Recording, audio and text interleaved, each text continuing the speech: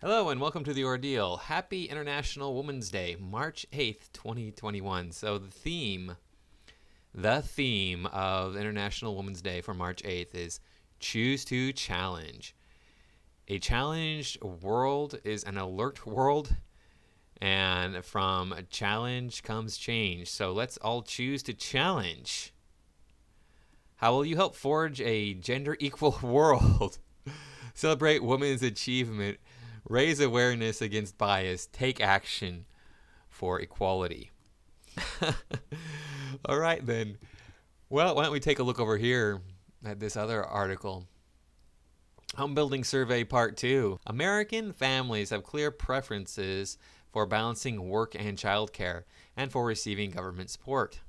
American attitudes about family structure vary widely, but most families see a full-time earner and a stay-at-home parent as the ideal arrangement for raising young children. 53% of married mothers prefer to have one full-time earner and one stay-at-home parent while raising children under the age of 5. Really? Wow. Instead of having two parents working, imagine that. Now, to their credit here, they don't say which parent should be working and which parent should be staying home with the children. But we all know who is going to take the more dangerous and thus the higher paying jobs. We all know who are going to take on the more challenging jobs that generally pay more. Not because they're forced into different jobs, but just because of personal preference. Men are more likely to take on a job that is a niche job that pays more. A full-time stay-at-home parent is the most popular arrangement across lower working and middle-class respondents. Yeah. Parenting-age Americans prefer direct cash assistance to other forms of family policy, but paid family leave and childcare remain popular among women without children and upper-class adults. That's interesting. So women without children, they want to get paid family leave and childcare. So I'm assuming they want the childcare covered. I don't know. It doesn't say specifically here. Among people who support greater government assistance, overall 30% choose direct cash assistance as their preferred policy, and 17% choose a wage subsidy, as compared to 19% and 20% for paid leave and subsidized childcare, respectively.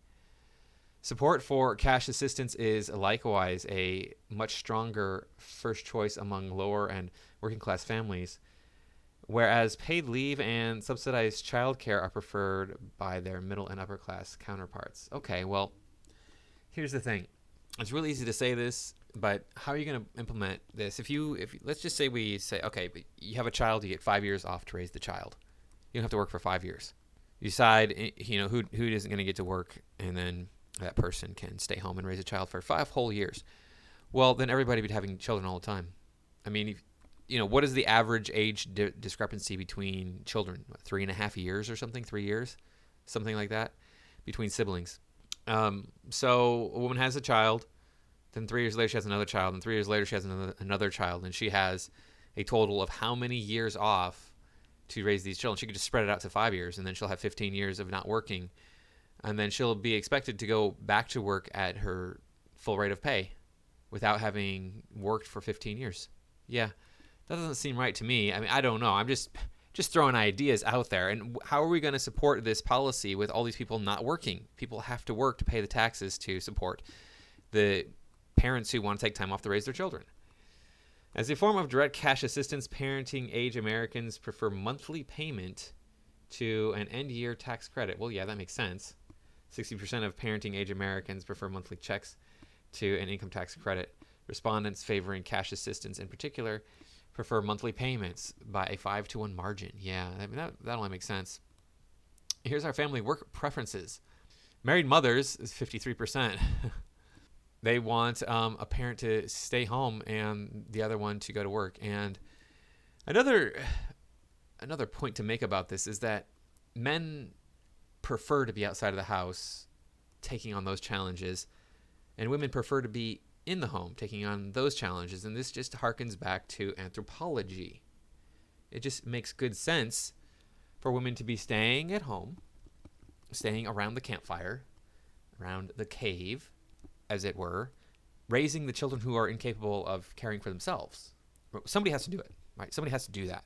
And we all know that small children can't chew their own food, so it's just easier for a woman to take care of them because she produces milk. If she's been pregnant, she'll produce milk, and then the child can consume the milk to gain nutrients that way.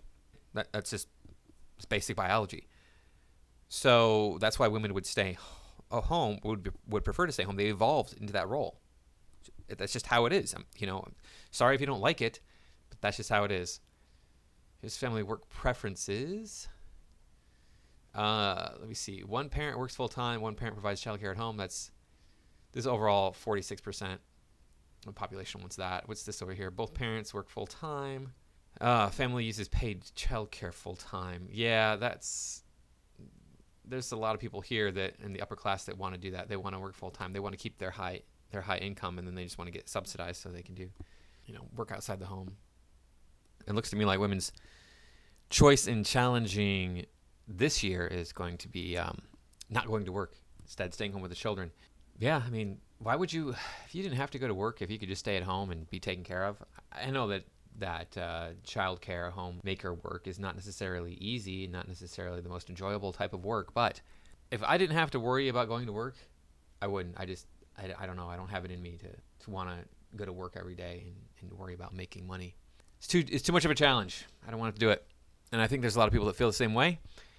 I think there's a lot of women that want to be taken care of, but you have to have children. There are some women who want to go out there and slay the dragon. Those women, have at it. Go for it. Knock yourself out if that's what you want to do. And this is nothing new. Women have been doing this long before the 60s.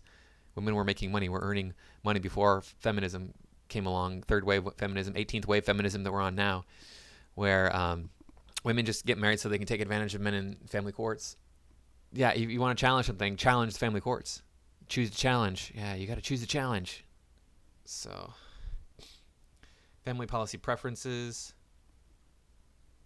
Direct cash assistance, 26% wants that. Paid family leave, 23% want that. Subsidized childcare, 20% want that. So this doesn't really challenge necessarily women. This part down here, we're just getting into like different families and how they want to operate. It's not gender-based, it's just family-based. What is this one here? Is this huge? No children. Oh, women with no children, there's 36% of them want paid family leave. Well, okay. Men with no children, 28%. What's this other one here? Let me see. Men with no children. Oh, that's what's down here. Okay. Fathers, mothers, men with no children, women with no children. So fathers 30% of them want cash assistance. That makes sense. Mothers want cash assistance, 28%. Yeah, they just want the assistance so they can do whatever they want to do with it. They have the choice.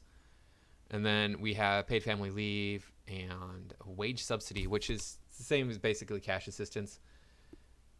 It's slightly different. There's probably different tax breaks and such like that. And baby bonds. I don't know what baby bonds are exactly, but government action. So there's a lot of people that want government action on this here. I don't know. I don't want to be insensitive, but don't have children then. If you can't raise them, don't have them. Monthly check. They just want a preferred mechanism for cash assistance. A monthly check or income tax credit. So most people want a monthly check. That makes sense. I want to take my money and give it to people who have children so they can raise them. Yeah. So there's a lot of data on this article. But the thing is, and the main point is 53% of mothers say, hey, look, one parent should be staying at home. One parent should be raising the children. This is married mothers think that. What we have when we look at single mothers, one parent works full time, one parent provides childcare at home. That's still the largest percentage. Look at these. Everything we see here, they all of them, except for this one here, which is one parent works full time, one parent works part time. Family uses paid childcare part-time. This is a pretty decent option, actually. If you can swing your work schedules this way so that you have time for your family all together, so that all four of you together, however many children you have, plus the two adults, then yeah, this is a great option. That way, the person who has to stay at home most of the time does get to go out sometimes and be a part of the rest of the world. Because it can be kind of draining staying at home for years on end. So anyway, let's celebrate International Women's Day. I can't wait for International Men's Day to do the same thing. Have the theme of choose to challenge. Yeah, gotta choose to challenge. We have to fight back against the machine that's keeping women down. Women are so oppressed. That's why they have their own holiday devoted to all women in the entire world. Men, we're just keep giving them what they want. We're so oppressive, giving women exactly what they want whenever they want it, whenever they ask for it. Don't know what to tell you guys. You gotta stop doing that. But anyway, thanks for watching. Please like, comment, share, and subscribe. I will see you all next time.